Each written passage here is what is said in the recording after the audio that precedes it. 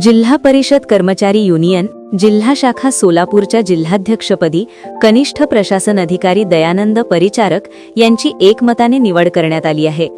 तसंच महिला जिल्हाध्यक्षपदी विस्तार अधिकारी मृणालिनी शिंदे यांची निवड जाहीर करण्यात आली।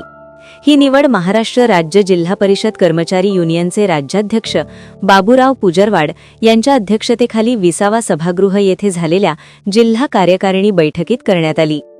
इतर पदाधिकाऱ्यांची निवड जिल्हा उपाध्यक्ष विशाल घोगरे कनिष्ठ सहाय्यक, कार्याध्यक्ष शिवाजी राठोड कनिष्ठ सहाय्यक, महिला उपाध्यक्ष श्रीमती सविता काळे परिचर, महिला कार्याध्यक्ष स्वाती स्वामी विस्तार अधिकारी शिक्षण।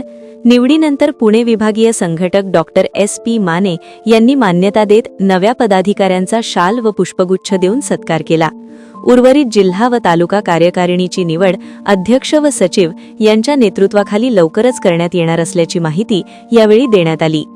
स्वर्गीय विवेक लिंगराज यांना श्रद्धांजली।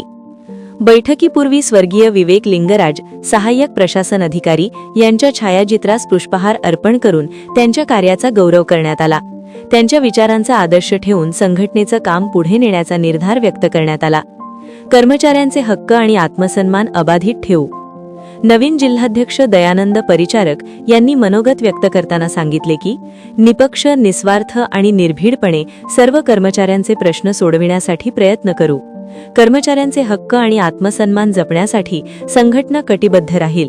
अन्याय झाल्यास प्रशासनाशी ठाम भूमिका घेऊ। बैठकीस पतसंस्था क्रम 1 चे व्हाईस चेअरमन श्रीधर कलशेट्टी, माजी जिल्हाध्यक्ष तजमुल मुतवल्ली तसेच जिल्हा व तालुका पदाधिकारी, महिला प्रतिनिधी आणि कर्मचारी मोठ्या संख्येने उपस्थित होते।